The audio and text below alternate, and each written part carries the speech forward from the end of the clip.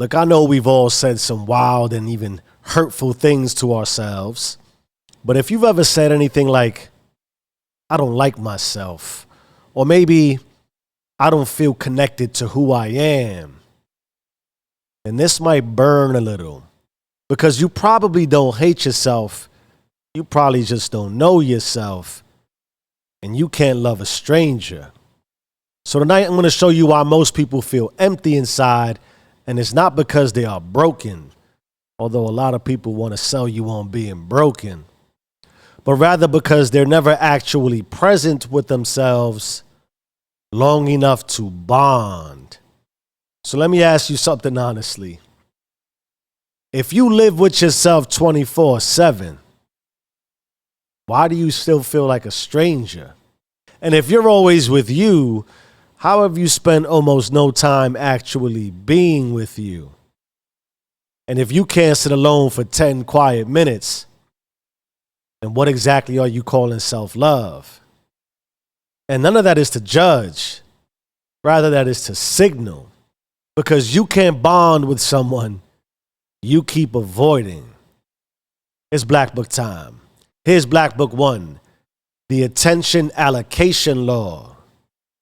All right, let's get clinical for a second. Because ironically, and maybe even paradoxically, this feels a lot of ways inside, but it isn't emotional. Rather, it is neurological.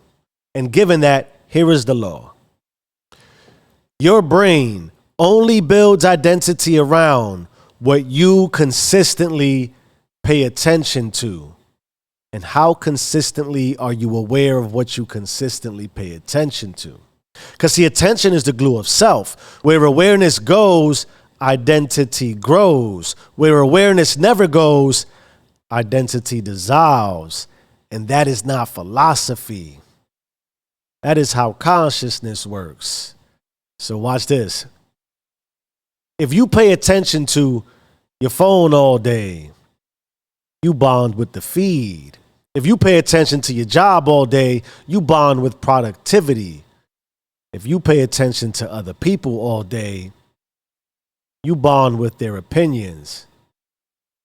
But if you almost never pay attention to yourself, except when you're saying disparaging things about yourself, but your thoughts, your body, your inner voice, then neurologically, there's no you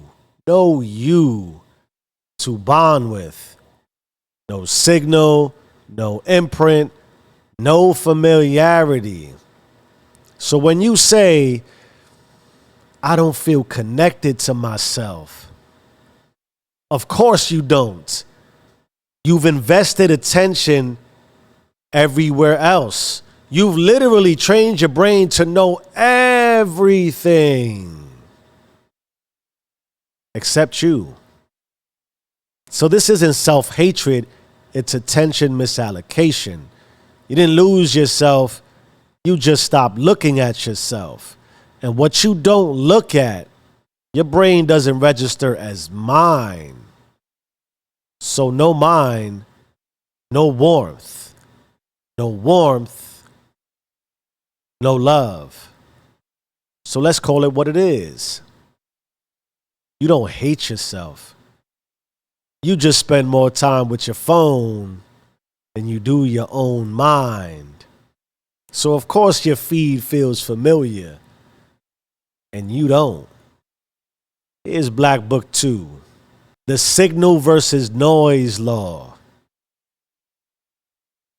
Now we go deeper. And damn, we went deep already, didn't we? But this is not habits, not trust. We're talking signal processing.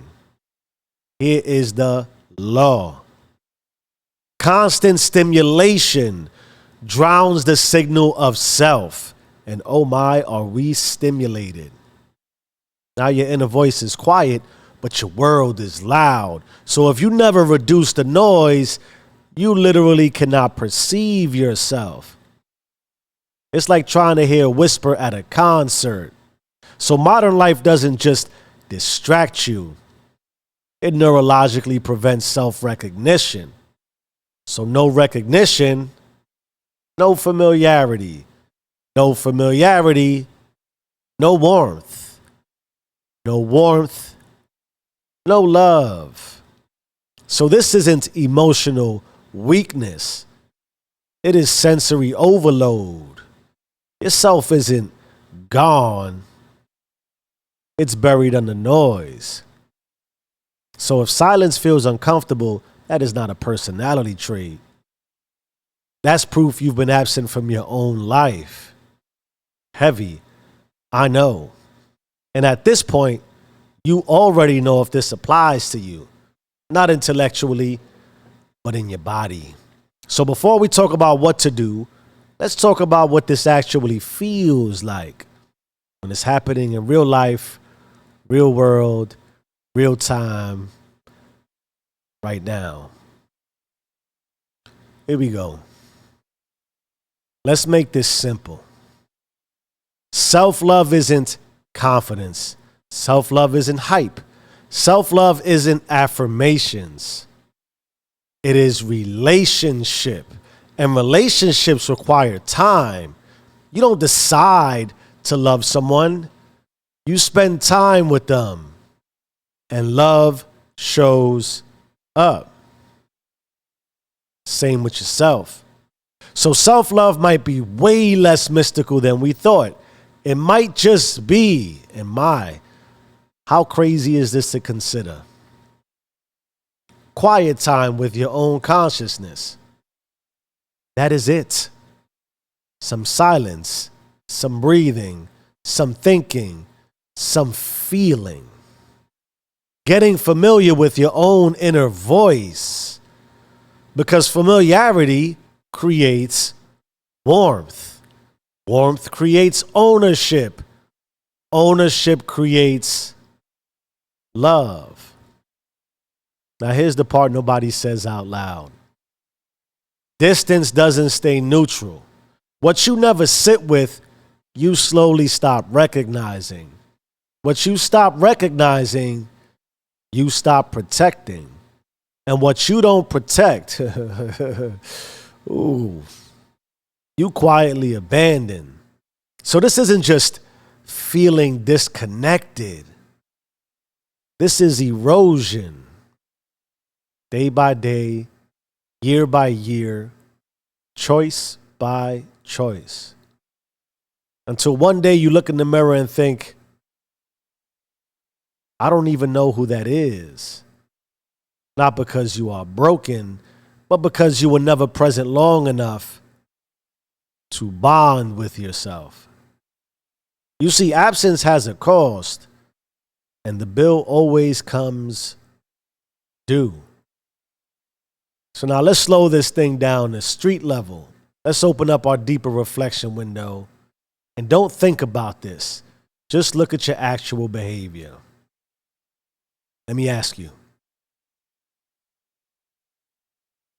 How many minutes today did you spend alone with your own thoughts without input? Not scrolling, not listening, not watching. Just you. And if the number is near zero, then you're not disconnected by accident. You are unavailable to yourself. And you can't love someone you never show up for. So sit with that. And sit with it alone in silence if possible. Now let's pull this in close. Because none of this matters if you can't use it. You see, you don't need to fix yourself. You need to come home to yourself. You don't need more noise. You need more presence. So it's time to do what we do. And what we do is to do you. So let's do you, and let's do you together. 5 moves, 1 consciousness, faith meets functionality. We start with disrupt. Notice how fast your hand reaches for noise. Don't fight it. Just pause long enough to stay present. 1 breath longer than usual. Disrupt that noise. Then you want to own it. Block 10 quiet minutes somewhere real. Maybe your car, your porch, your bedroom, somewhere on the floor in your house. Nothing fancy, just you and your thoughts and that wonderful inner voice you have. Own that for yourself. Then you want to yield. Let the discomfort stay. I know, it's uncomfortable. How crazy. But don't fix it. Don't optimize it. That awkwardness is literally you meeting yourself again. Then you want to observe. Pay attention to what surfaces. Fears, memories, ideas, gratitude, all of that. That is your signal returning. Then you want to unleash. Stack these quiet moments daily, not to feel spiritual, but rather to feel familiar with yourself. Because familiar becomes warm, warm becomes trust, trust becomes love. And that is how you bring you back. That is how you bring God back. Those are your 5 moves. That's your one consciousness. My beautiful community of influencers, let me leave you with this, plain and honest. You don't need to fix yourself. You need to stop abandoning yourself. Love isn't hype. It isn't confidence. It isn't affirmations. It is presence. It's showing up for your own life long enough that your nervous system finally says, I'm safe here. So come home, sit still, breathe, listen. Walk with God inside your own consciousness. Because if you never return to yourself, no one else can do it for you. So BYB, bring you back. BGB, bring God back. Because you own it or be owned by it. You either run the system or the system runs you. Change your mind, change your life. I am who I say I am. Do you and stay rich.